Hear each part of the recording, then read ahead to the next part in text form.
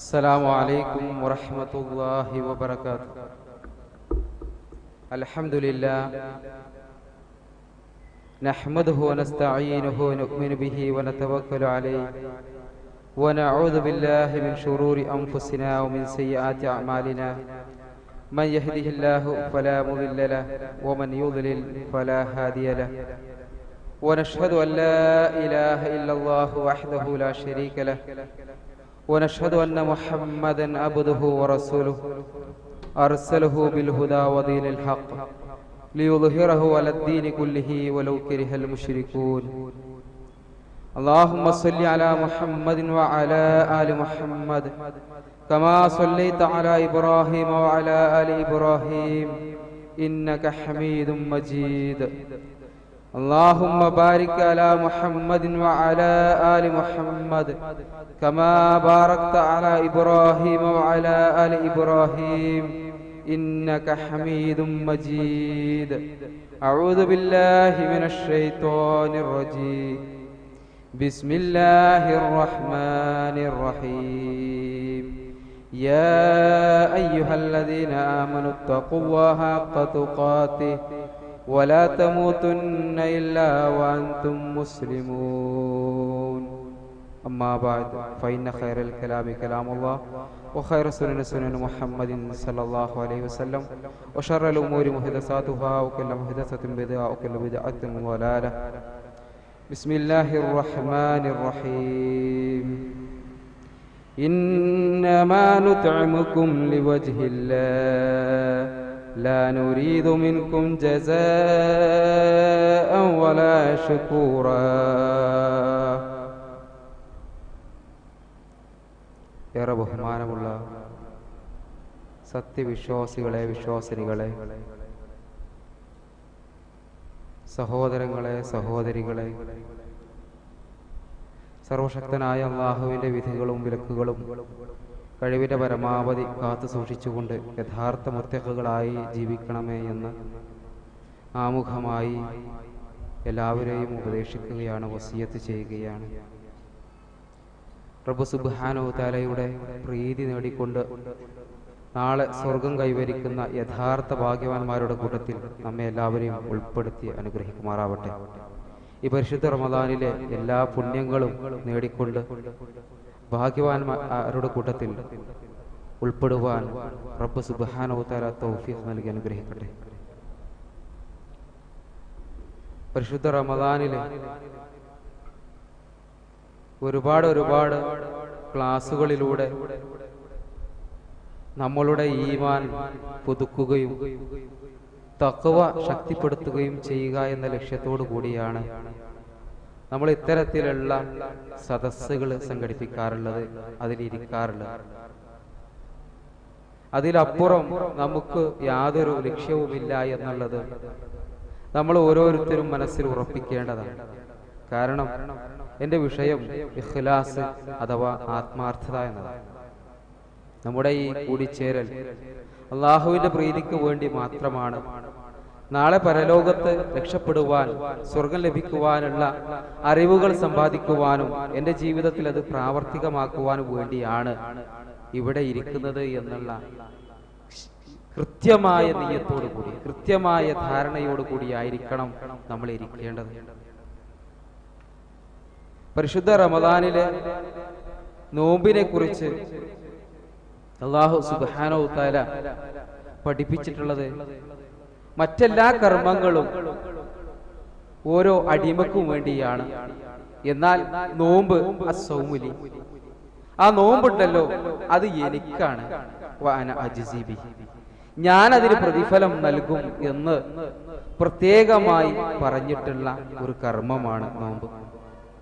അവിടെ നമ്മൾ ശ്രദ്ധിക്കേണ്ടത് അല്ലാഹു സുബ്ഹാനഹു തആല അങ്ങനെ പറയുവാനുള്ള കാരണം നമ്മുടെ ഇഖ്ലാസ്, നമ്മുടെ നിയ്യത്ത് എത്രത്തോളം സുവ്യക്തമാണ് എന്നതിന് അടിസ്ഥാനത്തിൽ അല്ലാഹു സുബ്ഹാനഹു തആല അതിനുള്ള പ്രതിഫലം നൽകുമെന്നാണ്.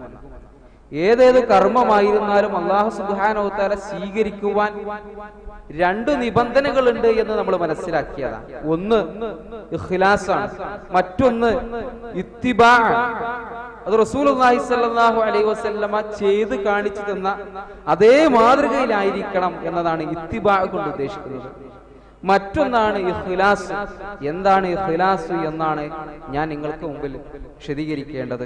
അല്ലാഹു സുബ്ഹാനഹു വ തആല ഇഖ്ലാസ് എന്താണെന്ന് മനസ്സിലാക്കുവാനോ അത് ജീവിതത്തിൽ പ്രാവർത്തികമാക്കുവാനോ എല്ലാവർക്കും തൗഫീഖ് നൽകട്ടെ. ഇഖ്ലാസ് എന്ന പദത്തിനർത്ഥം ആത്മാർത്ഥത എന്ന്. റസൂലുള്ളാഹി സ്വല്ലല്ലാഹു അലൈഹി വസല്ലമ നോമ്പിനെ കുറിച്ച് പറഞ്ഞു, മൻ സ്വമ റമളാനൻ ഈമാനൻ വഹ്തിസാബൻ ഗുഫിറ ലഹു മാ തഖദ്ദമ മിൻ ദംബിഹി. ആർ നോമ്പനുഷ്ഠിക്കുന്നു എങ്ങനെ? ഈമാനോടുകൂടി ഇഹ്തിസാബോടുകൂടി. ഇഹ്തിസാബ് എന്ന പറഞ്ഞ പദം അതാണ് നമ്മൾ പരിശോധിക്കേണ്ടത്. ഇഹ്തിസാബ് എന്ന് പറഞ്ഞാൽ അള്ളാഹുവിന്റെ പ്രതിഫലം മാത്രം കാംക്ഷിച്ചുകൊണ്ട് അത് മാത്രം പ്രതീക്ഷിച്ചുകൊണ്ട് നോമ്പനുഷ്ഠിച്ചു. അവന് അല്ലാഹു സുബ്ഹാനഹു വ തആല നൽകുന്ന പ്രതിഫലം അത് ഗുഫിറ ലഹു മാ തഖദ്ദമ മിൻ ദംബിഹി. അവന് മുൻപ് ചെയ്തു പോയിട്ടില്ല എല്ലാ തെറ്റുകളും എല്ലാ പാപങ്ങളും ഞാൻ പുറത്തു തരുമെന്ന് അല്ലാഹു സുബ്ഹാനഹു വ തആല കൃത്യമായി പഠിപ്പിക്കുകയാണ്. അതുകൊണ്ട് തന്നെ ഇഹ്തിസാബ് എന്നുള്ള ഭാഗം, ഇഖ്ലാസ് എന്ന ഭാഗം അത് കൃത്യമായിരിക്കണം. അതിൽ യാതൊരു മാറ്റവും വരാതിരിക്കുവാൻ, നമ്മുടെ പ്രവർത്തനങ്ങൾ അല്ലാഹു സുബ്ഹാനഹു വ തആല സ്വീകരിക്കുവാൻ, നാളെ സ്വർഗത്തിൽ പ്രവേശനം ലഭിക്കുവാൻ നമുക്ക് ഇഖ്ലാസ് ഉണ്ടായേ തീരൂ. നമ്മുടെ നിയ്യത്ത് വ്യക്തമായ രീതിയിൽ അല്ലാഹു സുബ്ഹാനഹു വ തആലയുടെ പ്രീതി മാത്രം കാംക്ഷിക്കുന്ന രീതിയിലായാൽ മാത്രമേ നമ്മുടെ പ്രവർത്തനങ്ങൾക്ക് ശരിയായ പ്രതിഫലം നാളെ പരലോകത്ത് ലഭിക്കുകയുള്ളൂ. ഈ ഒരു വിഷയം വിശദീകരിക്കുവാൻ വേണ്ടി റസൂലുള്ളാഹി സ്വല്ലല്ലാഹു അലൈഹി വസല്ലമ പഠിപ്പിച്ചിട്ടുള്ള രണ്ടേ രണ്ട് കഥകൾ മാത്രം മതി. ഇഖ്ലാസിന്റെ നേർ വിപരീതമായ റിയാഇൽ പെട്ടുകൊണ്ട് പ്രവർത്തനങ്ങൾ നിഷ്ഫലമായ മൂന്നാളുകളെ കുറിച്ച് റസൂലുള്ളാഹി സ്വല്ലല്ലാഹു അലൈഹി വസല്ലമ പഠിപ്പിച്ചിട്ടുണ്ട്. റസൂലുള്ളാഹി സ്വല്ലല്ലാഹു അലൈഹി വസല്ലമ പഠിപ്പിച്ചിട്ടുള്ള ആ ഹദീസിലൂടെ നമുക്ക് മനസ്സിലാക്കാൻ സാധിക്കുന്നത്, അല്ലാഹു സുബ്ഹാനഹു വ തആലയുടെ മുമ്പിലേക്ക് മൂന്നാളുകളെ വിളിക്കുകയാണ്. ഒന്നാമത്തെയാൾ ഷഹീദാണ്, രണ്ടാമത്തെയാൾ പണ്ഡിതനാണ്, മൂന്നാമത്തെയാൾ ധനാഢ്യനാണ്, അതോടൊപ്പം തന്നെ ദാനശീലനുമാണ്. ഈ മൂന്നാളുകളെയാണ് അല്ലാഹു സുബ്ഹാനഹു വ തആല വിചാരണക്കെടുക്കുന്നത്. ആ മൂന്നാളുകളോടും അള്ളാഹുവിന്റെ വിചാരണക്കിടയിൽ അള്ളാഹു പറയുന്നുണ്ട്, ഷഹീദാണ് എന്ന് ഞാൻ നേരത്തെ വിശദീകരിച്ച ആളോട് അള്ളാഹു സുബ്ഹാനഹു വ തആല ചോദിക്കുകയാണ്, നീ ധൈര്യശാലിയാണ് എന്ന് ആളുകൾ പറയുവാൻ വേണ്ടി, ശുജായിയാണ് എന്ന് ആളുകളെ കൊണ്ട് പറയിക്കുവാൻ വേണ്ടിയായിരുന്നില്ലേ ധർമ്മസമര രംഗത്ത് നിന്റെ എല്ലാ കഴിവും ഉപയോഗിച്ചുകൊണ്ട് യുദ്ധം ചെയ്യുകയും ആ അടർക്കളത്തിൽ ജീവൻ വെടിയുകയും ചെയ്തിട്ടുള്ളത് എന്ന് അല്ലാഹു സുബ്ഹാനഹു വ തആല ചോദിക്കുകയാണ്. അയാളുടെ ലക്ഷ്യം നാളെ സ്വർഗം പുൽകണമെന്നും അല്ലാഹു സുബ്ഹാനഹു വ തആല എന്റെ കർമ്മം സ്വീകരിക്കണമെന്നുമുള്ള ആ ലക്ഷ്യത്തിൽ നിന്ന് അയാളുടെ ബോധമനസ്സ് അല്പം തെറ്റി. അത് ആളുകളെ കൊണ്ട് നല്ലത് പറയിക്കണം, ആളുകൾ എന്നെ കുറിച്ച് നല്ല ധൈര്യശാലിയാണ് എന്ന് പറയിക്കുവാനുള്ള ഒരു ലക്ഷ്യത്തിലേക്ക് അയാളുടെ പ്രവർത്തനങ്ങൾ നീണ്ടുപോയി. അതുകൊണ്ട് തന്നെ അവന്റെ സങ്കേതമായി കൊണ്ട് അല്ലാഹു സുബ്ഹാനഹു വ തആല വിധിക്കുന്നത് നരകമാണ്. സ്വർഗം പ്രതീക്ഷിക്കുന്ന പ്രവർത്തനങ്ങളിലൂടെ അയാൾ എത്തിച്ചേർന്നിട്ടുള്ളത് നരകത്തിലാണ്. അതുപോലെ തന്നെ രണ്ടാമത് പറഞ്ഞിട്ടുള്ളത് പണ്ഡിതനാണ്. ആ പണ്ഡിതനെ കുറിച്ച് ആളുകൾ പറയുവാൻ, ആളുകൾ പറയണം വളരെയധികം പാണ്ഡിത്യമുള്ള ആളാണല്ലോ, പരിശുദ്ധ ഖുർആനിൽ നിന്ന് എന്ത് ചോദിച്ചു കഴിഞ്ഞാലും ഉത്തരം ലഭിക്കുന്ന ആളാണല്ലോ, നല്ല ഭംഗിയായി പാരായണം ചെയ്യുന്ന ആളാണല്ലോ എന്നൊക്കെ പറയണമെന്നായിരുന്നു അയാളുടെ ലക്ഷ്യമെന്ന് അല്ലാഹു സുബ്ഹാനഹു വ തആല കൃത്യമായി പറയുകയാണ്. അങ്ങനെ അയാൾക്കുള്ള സങ്കേതം നരകമാണ് എന്ന് വിധിക്കുകയും ചെയ്യുന്നു. മൂന്നാമത്തെയാൾ ധനാഢ്യനാണ്, അതോടൊപ്പം തന്നെ ദാനശീലനാണ്. അയാളുടെ ദാനശീലം കൊണ്ട് അയാൾ പരമാവധി ജീവിതത്തിൽ ഒരുപാട് ദാനം ചെയ്തിട്ടുണ്ട്. അതൊക്കെ ആളുകളെ കൊണ്ട് അയാൾ നല്ല ദാനശീലനാണ് കേട്ടോ എന്ന് പറയിക്കുവാനായിരുന്നു ആളുകളുടെ കയ്യടി വാങ്ങിക്കുവാനായിരുന്നു. അതുകൊണ്ട് തന്നെ നിങ്ങളുടെ സങ്കേതം അത് നരകമാണെന്നും നിങ്ങൾ എന്താണോ പ്രതീക്ഷിച്ചത് അത് നിങ്ങൾക്ക് ഇഹലോകത്ത് തന്നെ നേടുവാനും സാധിച്ചിട്ടുണ്ടല്ലോ എന്ന് അള്ളാഹുവിന്റെ റസൂൽ വിശദീകരിക്കുന്ന ഹദീസിലൂടെ പഠിപ്പിക്കുകയാണ്. അതോടൊപ്പം തന്നെ നമ്മൾ മനസ്സിലാക്കേണ്ടത് ഇഖ്ലാസ് എന്നുള്ള ആ ഒരു കാര്യം കൃത്യമായി മനസ്സിലാക്കാതിരുന്നാൽ നമ്മുടെ നിയ്യത്ത് നന്നാക്കുക എന്നുള്ള അത് വളരെ ശക്തമായി ശ്രദ്ധിക്കേണ്ട ഒന്നാണ്.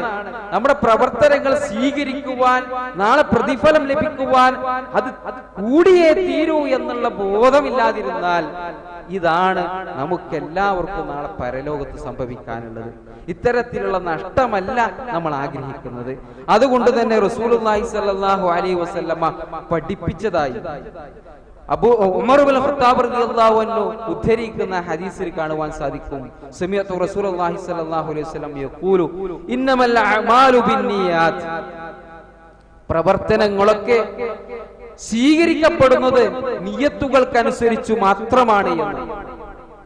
അല്ലാഹു ഏതേതു പ്രവർത്തനങ്ങളെയും അത് പരിഗണിക്കുന്നത്, സ്വീകരിക്കുന്നത് ആ പ്രവൃത്തി ചെയ്യുന്ന ആളുടെ മനസ്ഥിതി മനസ്സിലാക്കിയ അതിനനുസരിച്ച് മാത്രമാണ് എന്ന് റസൂലുള്ളാഹി സ്വല്ലല്ലാഹു അലൈഹി വസല്ലമ പഠിപ്പിച്ചു. ഹദീസിന്റെ തുടർച്ചയായി ഭൗതികമായ ലക്ഷ്യം വെച്ചുകൊണ്ട് ഹിജ്റ പോയവനെയും അതുപോലെ തന്നെ അള്ളാഹുവിന്റെ പ്രീതി മാത്രം കാംക്ഷിച്ചുകൊണ്ട് ഹിജ്റ പോയവനെയും റസൂലുള്ളാഹി സ്വല്ലല്ലാഹു അലൈഹി വസല്ലമ പഠിപ്പിക്കുന്നുണ്ട്. മദീനയിലേക്ക് എത്തിയിട്ടുള്ള ആളുകൾക്ക് ഇത്തരം കാര്യങ്ങളിലൂടെ എന്താണ് നിയ്യത്ത് എന്ന് റസൂലുള്ളാഹി സ്വല്ലല്ലാഹു അലൈഹി വസല്ലം വിശദീകരിച്ചു. ഓരോ മനുഷ്യനും എന്താണോ ഉദ്ദേശിച്ചത് അതാണ് ലഭിക്കുക എന്നത് നമ്മുടെ ഐഹിക ജീവിതത്തിലും പാരത്രിക ജീവിതത്തിലും നമ്മൾ ശ്രദ്ധിക്കേണ്ടതാണ്. നമ്മുടെ ഐഹികമായ ജീവിതത്തിലെ ഏതേതു കാര്യത്തിനു വേണ്ടി പ്രയത്നിക്കുകയാണെങ്കിലും നമ്മൾ എന്താണോ ലക്ഷ്യം വെച്ചിട്ടുള്ളത് അതാണ് നമുക്ക് നേടുവാൻ സാധിക്കുക. അതോടൊപ്പം തന്നെ പരലോകത്തിനു വേണ്ടി നമ്മൾ എന്താണോ ലക്ഷ്യം വെച്ചത് റസൂലുള്ളാഹി സ്വല്ലല്ലാഹു അലൈഹി വസല്ലം കാണിച്ചു തന്നിട്ടുള്ള പ്രവർത്തനങ്ങളിലൂടെ അതിലൂടെ നമ്മൾ സ്വർഗ്ഗം ലഭിക്കണമെന്നുള്ള ലക്ഷ്യമാണ് ജീവിതത്തിൽ ഉണ്ടായിട്ടുള്ളത് എങ്കിൽ, അതിനനുസരിച്ചാണ് പ്രവർത്തനങ്ങൾ ചെയ്തിട്ടുള്ളത് എങ്കിൽ അല്ലാഹു സുബ്ഹാനഹു വ തആല സ്വീകരിക്കും.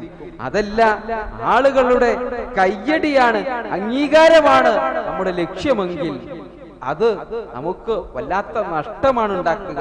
നമ്മുടെ പ്രവർത്തനങ്ങൾ സ്വീകരിക്കാതിരിക്കുന്നു എന്നു മാത്രമല്ല, അള്ളാഹുവിന്റെ പ്രീതിക്ക് പകരം ആളുകളുടെ പ്രീതി കാംക്ഷിച്ചു എന്നതുകൊണ്ട് റിയാ എന്ന ചെറിയ ശിർക്ക് വന്നത് കൊണ്ട് തന്നെ നമ്മുടെ പ്രവർത്തനങ്ങൾ നരകത്തിലേക്കാണ് നമ്മളെ നയിക്കുന്നത് എന്നുകൂടെ നമ്മൾ ശ്രദ്ധിക്കണം. റസൂലുള്ളാഹി സ്വല്ലല്ലാഹു അലൈഹി വസല്ലം പഠിപ്പിച്ചു, നിങ്ങളുടെ പ്രവർത്തനങ്ങളിലേക്കാണ് അല്ലാഹു സുബ്ഹാനഹു വ തആല നോക്കുന്നത്, നിങ്ങളുടെ രൂപങ്ങളിലേക്കല്ല, കോലങ്ങളിലേക്കല്ല എന്ന് റസൂലുള്ളാഹി സ്വല്ലല്ലാഹു അലൈഹി വസല്ലം കൃത്യമായി പഠിപ്പിച്ചു. നമ്മുടെ പ്രവർത്തനങ്ങൾ, നമ്മുടെ മനസ്സ്, അതാണ് അല്ലാഹു സുബ്ഹാനഹു വ തആല പരിഗണിക്കുന്നത്.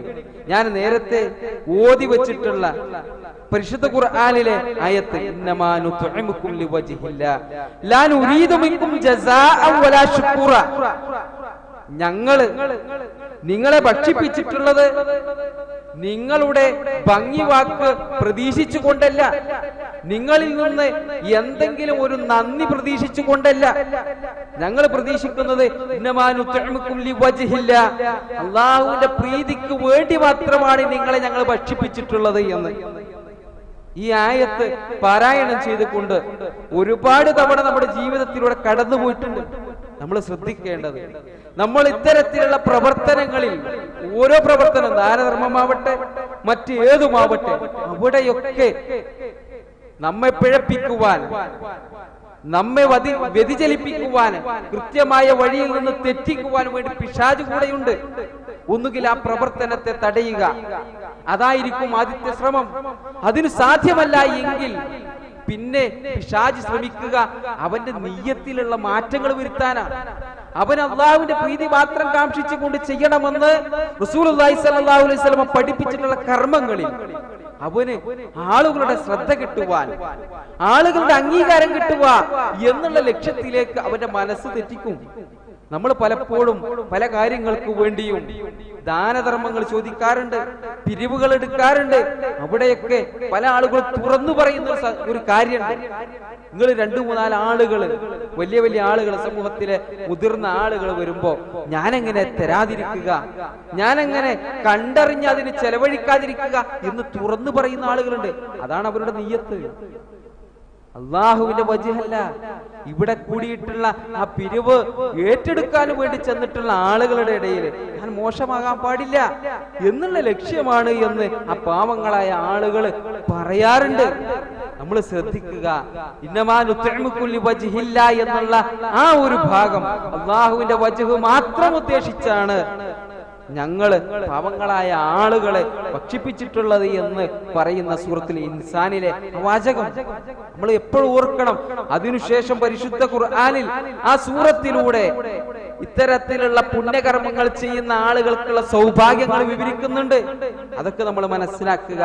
അവിടെ ആ സൗഭാഗ്യങ്ങൾ ലഭിക്കണമെങ്കിൽ റിയാ ഇല്ലാത്ത ഇഖ്ലാസുള്ള പ്രവർത്തനങ്ങളിലൂടെ മാത്രമേ ഇത്തരത്തിലുള്ള പ്രതിഫലം നേടുവാൻ സാധിക്കുകയുള്ളൂ എന്ന് മനസ്സിലാക്കുക. റസൂലുള്ളാഹി സ്വല്ലല്ലാഹു അലൈഹി വസല്ലമ പഠിപ്പിച്ചിട്ടുള്ള മറ്റൊരു കഥയുണ്ട്. ഇഖ്ലാസ് പറയുവാൻ, ഇഖ്ലാസ് പഠിപ്പിക്കുവാൻ ഏറെ സഹായകമായിട്ടുള്ള റസൂലുള്ളാഹി സ്വല്ലല്ലാഹു അലൈഹി വസല്ലമയുടെ രണ്ടാമത്തെ കഥ. 3 ആളുകൾ യാത്ര പുറപ്പെടുകയും അവരുടെ യാത്ര വർഷങ്ങൾക്ക് മുമ്പ്, നൂറ്റാണ്ടുകൾക്ക് മുമ്പുള്ളതായത് കൊണ്ട് തന്നെ വാഹന സൗകര്യങ്ങളില്ല, കാൽനടയായിട്ടായിരുന്നു അവർക്ക് രാത്രി തങ്ങുവാനുള്ള ഒരു സ്ഥലം അന്വേഷിച്ചുകൊണ്ട് അവർക്ക് ലഭിച്ചതാവട്ടെ ഒരു ഗുഹയാണ്.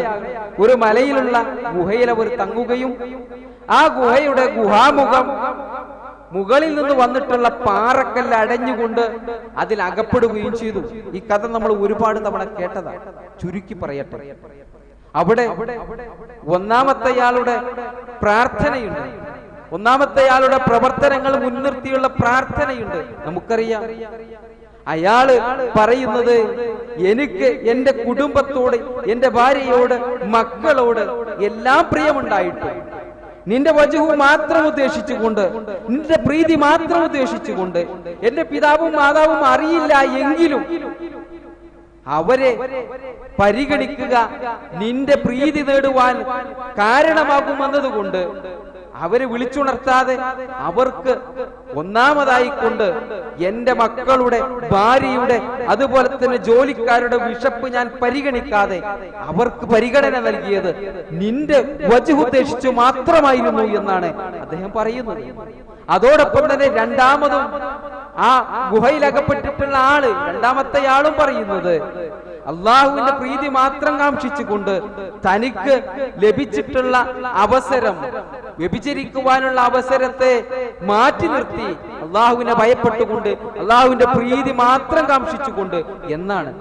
അതുപോലെ തന്നെ മൂന്നാമത്തെയാളും അയാൾക്ക്, അയാളുടെ കീഴിൽ ജോലി ചെയ്തിട്ടുള്ള ആൾക്ക് ഒരുപാട് വർഷങ്ങൾക്ക് ശേഷം വന്നപ്പോ അയാൾക്ക് അയാളുടെ കൂലി കൊണ്ട് നേടിയെടുത്തിട്ടുള്ള ഒരുപാട് സമ്പാദ്യം ഒരു പിശുക്കുമില്ലാതെ, ഒരു സങ്കോചവുമില്ലാതെ അയാൾക്ക് നൽകാൻ സാധിച്ചിട്ടുള്ളത് അള്ളാഹുവിന്റെ പ്രീതി കിട്ടുമെന്നുള്ള പ്രതീക്ഷയായിരുന്നു. ആ ഇഖ്ലാസായിരുന്നു അവരെ ഇഹലോകത്ത് അവർ വന്നു പതിച്ചിട്ടുള്ള ബുദ്ധിമുട്ടിൽ നിന്ന് രക്ഷപ്പെടുത്തിയിട്ടുള്ളത്. നമ്മൾ മനസ്സിലാക്കേണ്ടത് ഇഖ്ലാസോടുകൂടിയുള്ള പ്രവർത്തനങ്ങൾ പരലോകത്ത് മാത്രമല്ല ഇഹലോകത്തും നമുക്ക് ഗുണം ചെയ്യുമെന്ന് റസൂലുള്ളാഹി സ്വല്ലല്ലാഹു അലൈഹി വസല്ലം പഠിപ്പിച്ചിട്ടുള്ള ഈ ഹദീസിലൂടെ, ഈ കഥയിലൂടെ നമ്മൾ മനസ്സിലാക്കണം. നമ്മുടെ പ്രവർത്തനങ്ങളിൽ മറ്റുള്ള ആളുകളുടെ പരിഗണനയല്ല ശ്രദ്ധിക്കേണ്ടത്. നമ്മൾ പരിഗണിക്കേണ്ടത് അല്ലാഹു സുബ്ഹാനഹു വ തആലയുടെ പ്രീതി മാത്രമാവണം. പലപ്പോഴും പരിശുദ്ധ റമദാനിലുള്ള ഒരുപാട് കർമ്മങ്ങളിലൂടെ കടന്നു വരാനുള്ള സാധ്യത നമ്മൾ കാണണം. ആളുകൾ കൂടുന്നു, ഇനി ഞാനായിട്ട് ഈ സമൂഹത്തിൽ നിന്നും മാറി നിൽക്കാൻ പാടില്ലല്ലോ. എല്ലാവരും സുന്നത്തായ തറാവീഹ് നമസ്കാരം പള്ളിയിൽ ജമാഅത്തായി നമസ്കരിക്കുന്നു, ഞാനായിട്ട് മാറി നിൽക്കാൻ പാടില്ലല്ലോ. നമസ്കരിക്കാതെ അങ്ങാടികളിൽ തെണ്ടി നടക്കാൻ പാടില്ലല്ലോ എന്നതാവരുത് നമ്മുടെ നിയ്യത്ത്. പടച്ച റബ്ബ് നാളെ ധിക്കാരികളായ ആളുകൾക്ക് ഒരുക്കിയിട്ടുള്ള നരകത്ത് നിന്ന് രക്ഷപ്പെടുവാനുള്ള, അതുപോലെ തന്നെ സൽക്കർമ്മങ്ങൾ യഥാവിധി പ്രവർത്തിക്കുന്ന ആളുകൾക്കുള്ള സ്വർഗം നേടുവാൻ എന്റെ ഒരു എളിയ ശ്രമം എന്നുള്ള നിലക്ക് ഒരുപാട് കർമ്മങ്ങളിലൂടെ, സൽക്കർമ്മങ്ങളിലൂടെ മുന്നേറുവാൻ കഴിയാത്ത എനിക്ക് അല്ലാഹു സുബ്ഹാനഹു വ തആല നൽകിയിട്ടുള്ള ഒരു സൗഭാഗ്യമാണ് പരിശുദ്ധ റമദാൻ. അതിലുള്ള നോമ്പും അതിലുള്ള ഒരുപാട് സൽക്കർമ്മങ്ങളും അതൊക്കെ പരമാവധി താല്പര്യത്തോടുകൂടി ചെയ്തുകൊണ്ട് നാളെ അല്ലാഹുവിന്റെ വജ്ഹ് കൃത്യമായി നേടുവാൻ എനിക്ക് സാധിക്കേണ്ടതുണ്ട് എന്നുള്ള ലക്ഷ്യത്തോടു കൂടി ഇഖ്ലാസ് എന്നുള്ള ആ ഒരു വിഷയം കൃത്യമായി മനസ്സിലാക്കുവാൻ സൂറത്തുൽ ബഖറയിലെ 266-ാമത്തെ വചനം കൂടി നമ്മൾ പഠിച്ചാൽ, മനസ്സിലാക്കിയാൽ ഏറെ ഉപകാരപ്പെടും.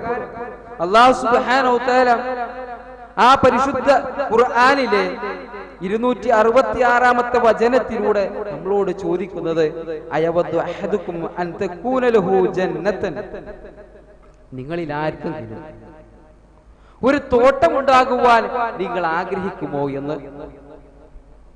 കൃഷിയെ ഇഷ്ടപ്പെടുന്ന, താല്പര്യമുള്ള എല്ലാ ആളുകളും പറയും അതേ എന്ന്.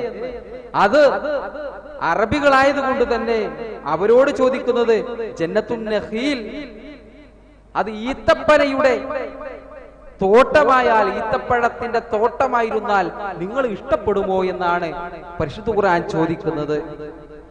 പിന്നെയോ അവര് ഇഷ്ടപ്പെടുന്ന മറ്റൊരു പഴമാണ് മുന്തിരി.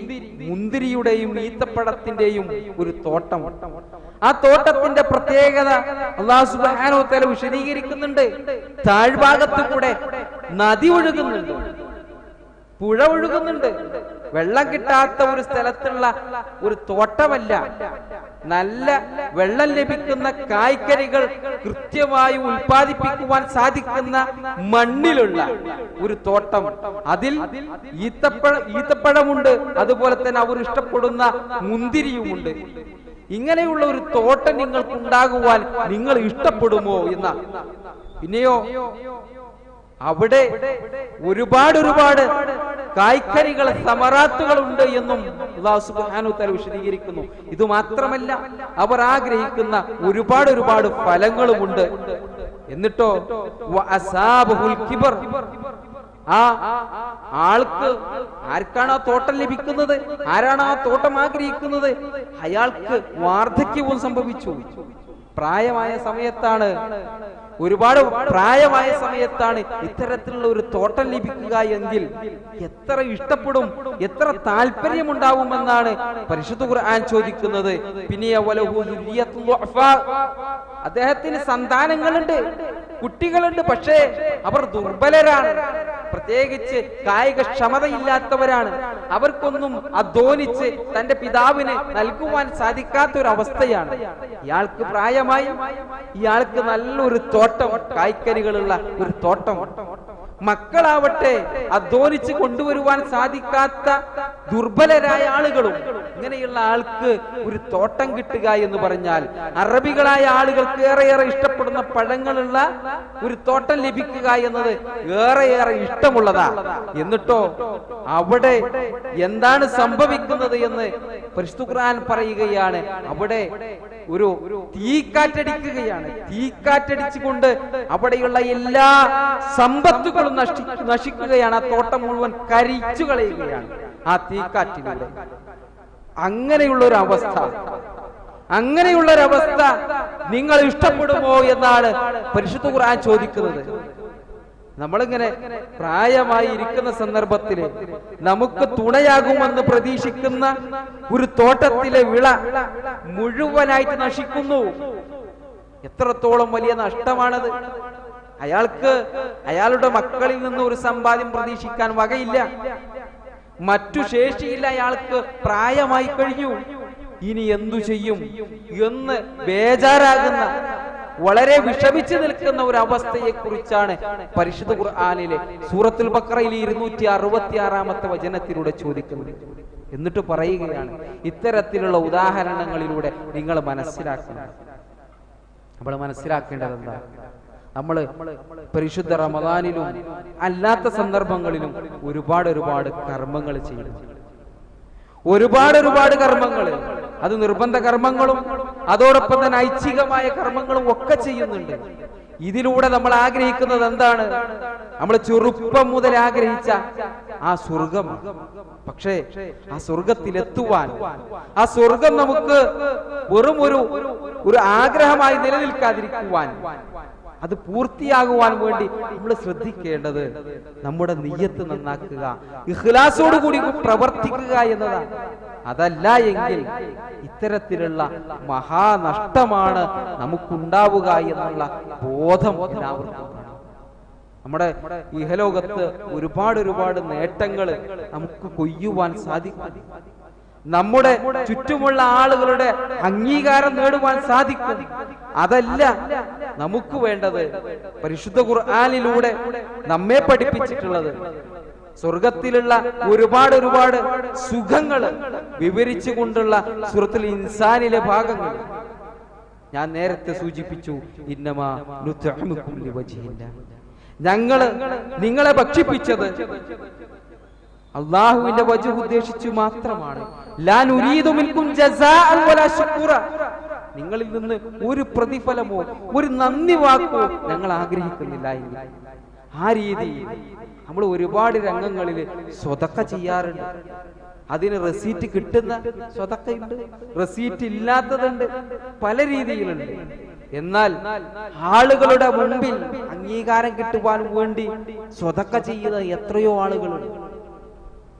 അയാള് ഒരു ദാനശീലനാണ് കേട്ടോ എന്ന് പറയുവാൻ, അവരെ ആളുകളുടെ അംഗീകാരം കിട്ടുവാൻ വേണ്ടി പ്രവർത്തിക്കുന്ന ആളുകൾ, അതിലൂടെ അല്ലാഹു നൽകുന്ന പ്രതിഫലത്തിന് പകരം ആളുകളുടെ പ്രതിഫലമാണ്, ആളുകളുടെ അംഗീകാരമാണ് നമ്മൾ ലക്ഷ്യം വെക്കുന്നത്. അതുകൊണ്ട് തന്നെ നമ്മളുടെ പ്രവർത്തനങ്ങളിലേക്ക് അല്ലാഹുവിന്റെ റസൂൽ സ്വഹാബത്തിനെ പഠിപ്പിച്ചിട്ടുള്ള, ഏറെ ഭയക്കുവാൻ വേണ്ടി പഠിപ്പിച്ചിട്ടുള്ള റിയാ ആണ് കടന്നു വരുന്നത്. നമ്മുടെ ജീവിതത്തിൽ ഒരിക്കലും ഉണ്ടാവാൻ പാടില്ലാത്തതാണ്. നമ്മൾ ഏതേത് പ്രവൃത്തി ചെയ്യുമ്പോൾ അവിടെ അല്ലാഹുവിന്റെ വജ്ഹ് മാത്രമാണ് ഉദ്ദേശിക്കേണ്ടത്. അല്ലാഹുവാണ് എനിക്ക് ഇതിന് കൃത്യമായ പ്രതിഫലം നൽകുവാൻ അർഹതയുള്ളവൻ, അവന് മാത്രമേ അതിന് സാധിക്കുകയുള്ളൂ എന്ന് മനസ്സിലാക്കിക്കൊണ്ട് ഞാൻ ചെയ്യുന്നത്, ഞാൻ പറയുന്നത്, ഞാൻ എന്താണോ മനസ്സിൽ ഉദ്ദേശിക്കുന്നത്, ഇവയെല്ലാം അറിയുന്ന അല്ലാഹു, അവനാണ് എല്ലാത്തിനും പ്രതിഫലം നൽകുവാൻ കഴിവുള്ളവൻ എന്നുള്ള ബോധത്തോടു കൂടി ഒരിക്കലും നമ്മുടെ പ്രവർത്തനങ്ങളിൽ റിയാ കടന്നു വരാതിരിക്കുവാൻ ശ്രദ്ധിക്കുക. നമ്മുടെ മനസ്സുകളിലേക്ക്, നമ്മുടെ പ്രവർത്തനങ്ങളിലേക്ക് നമ്മളാണ് തിരിയേണ്ടത്. നമ്മുടെ എല്ലാ പള്ളികളിലും പലപ്പോഴും തറാവീഹ് നമസ്കാരത്തിന് ഒരുപാട് ആളുകൾ ഉണ്ടാവാറുണ്ട്. സുബ്ഹ് നമസ്കാരത്തിന്, ഫജ്ർ നമസ്കാരത്തിന് അത്രയധികം ആളുകളില്ല. എന്താണ് ആളുകൾക്ക് സംഭവിക്കുന്നത്? നമ്മൾ മനസ്സിലാക്കണം. ആളുകൾ കൂടുന്നിടത്ത് ഞാനായി മാറി നിൽക്കരുത് എന്നുള്ള ചിന്ത പലരിലും ഉണ്ട് എന്നതാണ് ആ പ്രവർത്തനങ്ങളിലൊക്കെ നമുക്ക് കാണുവാൻ സാധിക്കുന്നത്. അങ്ങനെയുള്ള ഒരു ചിന്ത ഉണ്ടാവാനേ പാടില്ല. എന്നെ ഏതു സമയത്തും ദർശിക്കുവാൻ, മനസ്സിലാക്കുവാൻ കഴിവുള്ള റബ്ബ്, അവന്റെ പ്രീതി മാത്രമാണ് ഞാൻ ഉദ്ദേശിക്കുന്നത് എന്നുള്ള ഒരു കൃത്യമായ ബോധം നമുക്ക് വേണം. ആ രീതിയിലുള്ള പ്രവർത്തനങ്ങളിലൂടെ മാത്രമേ അല്ലാഹുവിന്റെ പ്രീതി നേടുവാനും സ്വർഗം കൈവരിക്കുവാനും നമുക്ക് സാധിക്കുകയുള്ളൂ. അത്തരത്തിൽ അല്ലാഹുവിന്റെ പ്രീതി കരസ്ഥമാക്കിക്കൊണ്ട് സ്വർഗം കരസ്ഥമാക്കുന്ന യഥാർത്ഥ വിശ്വാസികളുടെ കൂട്ടത്തിൽ നമ്മെ എല്ലാവരെയും അല്ലാഹു സുബ്ഹാനഹു വ തആല ഉൾപ്പെടുത്തി അനുഗ്രഹിക്കുമാറാവട്ടെ. നേരത്തെ ഞാൻ സൂചിപ്പിച്ചിട്ടുള്ള ഷഹീദിന്റെയും പണ്ഡിതന്റെയും അതുപോലെ തന്നെ ദാനശീലനായ ധനാട്ടിന്റെയും ഒക്കെ ഒരു ചിത്രം നമുക്ക് എപ്പോഴും മനസ്സിൽ വേണം. ഇത്തരത്തില് അവരൊക്കെ പ്രതീക്ഷിച്ചിരുന്നത് നാളെ സ്വർഗം ലഭിക്കുമെന്നായിരുന്നു. അവരുടെ പ്രവർത്തനങ്ങളെല്ലാം തന്നെ നാളെ സ്വർഗത്തിലേക്ക് എത്തും എന്നുള്ള ഒരു ബോധത്തോടു കൂടിയായിരുന്നു. സൂറത്തുൽ കഹ്ഫിൽ അവസാനത്തിൽ റസൂലുള്ളാഹി സ്വല്ലല്ലാഹു അലൈഹി വസല്ലമയോട് ചോദിക്കുന്ന ഒരു ചോദ്യമുണ്ടല്ലോ, ഖുൽ ഹൽ നുനബ്ബിഉകും ബിൽ അഖ്സരീന അമാല. റസൂലേ, നിനക്ക് പറഞ്ഞു തരട്ടെയോ അറിയിച്ചു തരട്ടെയോ? പ്രവർത്തനങ്ങൾ നിഷ്ഫലമായ, നശിച്ചു പോയ, നഷ്ടപ്പെട്ട ആളുകളെ പറ്റി അവരെ കുറിച്ച് റസൂലുള്ളാഹി സ്വല്ലല്ലാഹു അലൈഹി വസല്ലം വിശദീകരിക്കുന്നത് അവരുടെ പ്രവർത്തനങ്ങൾ, അവരുടെ ഇഹലോകത്തുള്ള പ്രവർത്തനങ്ങൾ ഇല്ലാഞ്ഞിട്ടല്ല. ഇഹലോകത്ത് ഒരുപാട് മെനക്കെട്ടിട്ടുണ്ട്, നമസ്കരിച്ചിട്ടുണ്ട്, നോമ്പ് നോറ്റിട്ടുണ്ട്, സക്കാത്ത് നിർവഹിച്ചിട്ടുണ്ട്, സ്വതക്ക ചെയ്തിട്ടുണ്ട്, ഹജ്ജ് ചെയ്തിട്ടുണ്ട്, ഉംറ ചെയ്തിട്ടുണ്ട്, എന്തൊക്കെയോ പ്രവർത്തനങ്ങൾ സൽക്കർമ്മമായി ചെയ്യുവാൻ സാധിക്കുമോ ഇതൊക്കെ ചെയ്തിട്ടുണ്ട്. പക്ഷെ എവിടെയാണ് പിഴച്ചത്? ഇഹ്തിസാബില്ലാതെ പോയി. അള്ളാഹുവിന്റെ വജ്ഹ് ഉദ്ദേശിക്കുന്നതിന് പകരം മറ്റുള്ളവരുടെ അംഗീകാരം അയാളുടെ മനസ്സിൽ കടന്നു വന്നു. അതാണല്ലോ പലപ്പോഴും നമ്മുടെ സോഷ്യൽ മീഡിയകളിലൂടെ കാണുന്ന ചിത്രങ്ങള്. എന്റെ മുമ്പിലുള്ള ക്യാമറയടക്കം എന്റെ ലക്ഷ്യത്തെ തെറ്റിക്കുമോ എന്ന് ഞാൻ ഭയക്കുന്നുണ്ട്. ഈ രീതിയിൽ അവനവൻ ചെയ്യുന്ന പ്രവർത്തനങ്ങൾ മറ്റുള്ളവരുടെ അംഗീകാരത്തിനു വേണ്ടി സമർപ്പിക്കുന്ന ഒരു പ്രത്യേക തരം രോഗം നമ്മുടെ സമൂഹത്തിലുണ്ട്. ഇല്ല എന്ന് പറയാൻ സാധ്യമല്ല. ഇഖ്ലാസോട് കൂടി എല്ലാ പ്രവർത്തനങ്ങളും ചെയ്യണം എന്ന് റസൂലുള്ളാഹി സ്വല്ലല്ലാഹു അലൈഹി വസല്ലമ കാണിച്ചു തന്നു. പലപ്പോഴും അവിടുത്തെ സുന്നത്ത് കർമ്മങ്ങൾ, സുന്നത്ത് നമസ്കാരങ്ങൾ രഹസ്യമായി വീടുകളിൽ വെച്ചായിരുന്നു നിർവഹിച്ചിട്ടുള്ളത് എന്ന് നമുക്ക് പരിശോധിച്ചാൽ മനസ്സിലാകും. അതുകൊണ്ട് തന്നെ അല്ലാഹു സുബ്ഹാനഹു വ തആലയുടെ വജ്ഹ് മാത്രം ഉദ്ദേശിച്ചുകൊണ്ട്, പ്രീതി മാത്രം ഉദ്ദേശിച്ചുകൊണ്ട് സൽക്കർമ്മങ്ങളിലൂടെ മുന്നേറുവാൻ അല്ലാഹു സുബ്ഹാനഹു വ തആല നമ്മെ എല്ലാവരെയും അനുഗ്രഹിക്കുമാറാവട്ടെ. നമ്മിൽ നിന്ന് അറിയാതെ ഒരുപാട് പാപങ്ങൾ, തെറ്റുകൾ വന്നു പോയിട്ടുണ്ട്. റബ്ബ് സുബ്ഹാനഹു വ തആല എല്ലാം പുറത്ത് മാപ്പാക്കി തരുമാറാവട്ടെ. നമ്മുടെ കൂട്ടത്തിൽ രോഗങ്ങൾ കൊണ്ട് ബുദ്ധിമുട്ടുന്ന എല്ലാ സഹോദരി സഹോദരന്മാരും അവരുടെ രോഗം അല്ലാഹു സുബ്ഹാനഹു വ തആല ശിഫയാക്കി കൊടുക്കുമാറാവട്ടെ. അവർ അനുഭവിക്കുന്ന കഷ്ടപ്പാടുകൾക്ക് ക്ഷമിക്കുവാനും നാളെ സ്വർഗത്തിന്റെ അവകാശികളായി തീരുവാനും അല്ലാഹു സുബ്ഹാനഹു വ തആല അനുഗ്രഹം നൽകുമാറാവട്ടെ. നമ്മളിൽ നിന്ന് മരണപ്പെട്ടു പോയ നമ്മുടെ മാതാപിതാക്കൾ, സഹോദരി സഹോദരന്മാർ, ബന്ധുമിത്രാദികൾ എല്ലാവർക്കും അല്ലാഹു സുബ്ഹാനഹു വ തആല മഗ്ഫിറത്തും റഹ്മത്തും നൽകി അനുഗ്രഹിക്കുമാറാവട്ടെ. അവരെയും നമ്മെയും നാളെ ജന്നാത്തുൽ ഫിർദൗസിൽ ഒരുമിച്ച് കൂട്ടുമാറാവട്ടെ. നമ്മളോട് ദുആ കൊണ്ട് വസിയത്ത് ചെയ്തിട്ടുള്ള എല്ലാ സഹോദരന്മാരുടെയും നല്ലതായ ആഗ്രഹങ്ങൾ അല്ലാഹു സുബ്ഹാനഹു വ തആല പൂർത്തിയാക്കി കൊടുക്കുമാറാവട്ടെ. അല്ലാഹുമ്മ റബ്ബനാ ആതിനാ ഫിദ്ദുനിയ ഹസനതൻ വഫിൽ ആഖിറതി ഹസനതൻ വഖിനാ അദാബന്നാർ. ആമീൻ ബിറഹ്മതിക യാ അർഹമർ റഹീമീൻ. ഒരിക്കൽ കൂടി നിങ്ങൾ ഓർമ്മപ്പെടുത്തുകയാണ്, ഈ സൽക്കർമ്മത്തിന് വേണ്ടിയിട്ടുള്ള ഒരു കലക്ഷനാണ് ഇന്ന് എടുക്കുന്നത്. ഞാൻ പഠിപ്പിക്കുന്ന സ്ഥാപനത്തിന് മനാറുൽ ഹുദയുടെ റെസീറ്റ് ഉണ്ടായിട്ടും ഈ ഒരു മഹൽ സംരംഭത്തിന് വേണ്ടി സംഭാവന സ്വീകരിക്കുവാൻ ഉള്ള ഒരു അവസരം ആയിട്ടാണ് ഞാൻ ഇതിനെ കാണുന്നത്. എല്ലാ